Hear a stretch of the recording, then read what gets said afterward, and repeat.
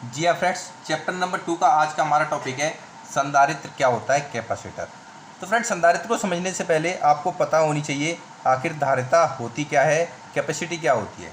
तो जैसे कोई भी चालक है, मान लीजिए कोई चालक है, अगर इसको हम Q आवेश दें बाहर से, तो जिसके कारण इसके विभव में परिवर्तन होता है, घटता है या बढ़ता है, तो विभव बढ़ेगा।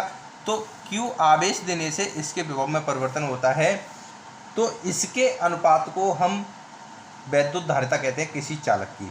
तो C बराबर क्या हो जाएगा, Q/V।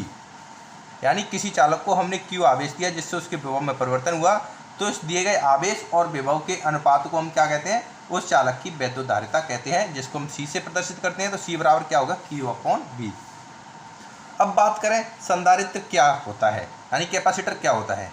तो संधारित्र एक ऐसा समायोजन होता है जिसमें कोई चालक है, जैसे मान लीजिए ये कोई चालक रखा हुआ है, इस चालक के आकार में, यानी इसके आकार में कोई परिवर्तन न किया जाए, लेकिन फिर भी इसकी धारिता हम C को बढ़ा दें, तो इस समायोजन को हम क्या कहते हैं, संधारित्र कहते हैं।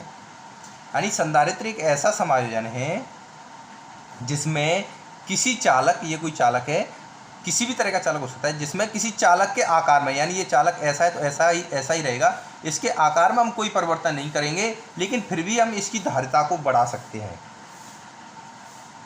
फिर भी हम क्या कर सकते हैं, इसकी धारिता को बढ़ा सकते हैं, जिससे कि इस पर आवेश की पर्याप्त मात्रा संचित हो सके।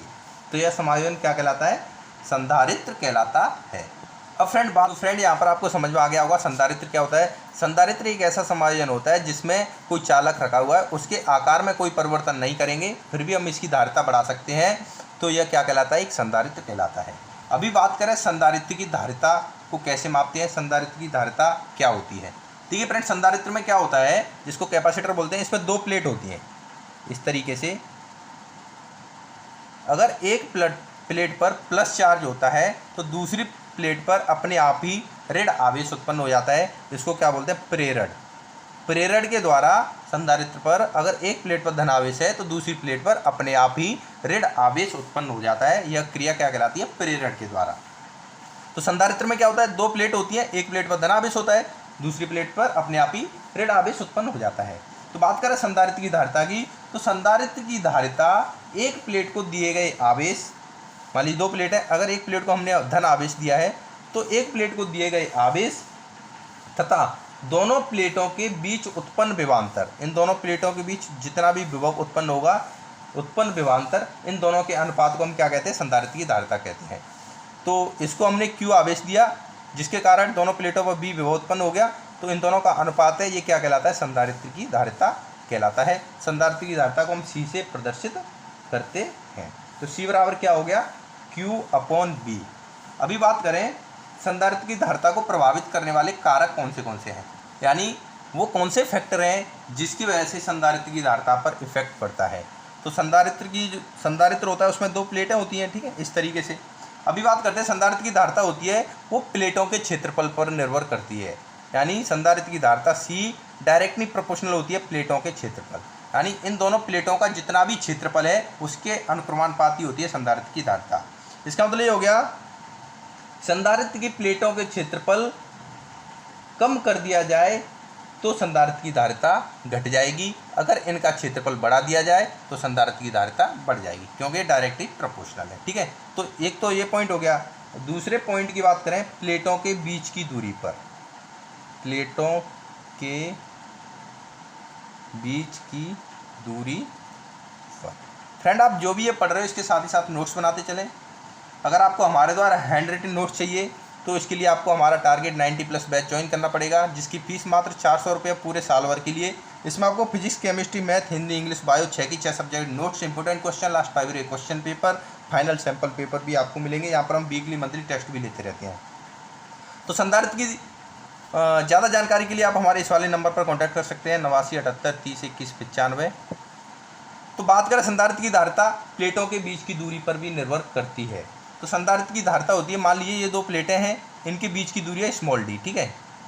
तो इसकी धारिता है C, इसकी बीच की दूरी के व्युत्क्रमानुपाती होती है, यानी C/1/D।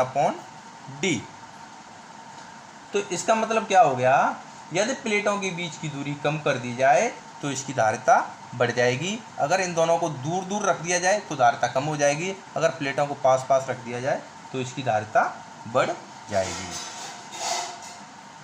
यानी बीच की दूरी को कम कर देंगे तो धारिता बढ़ जाएगी, दूर दूर रख देंगे तो धारिता घट जाएगी। ये हो गया सेकंड पॉइंट। इसके बाद बात करते हैं तीसरे पॉइंट की।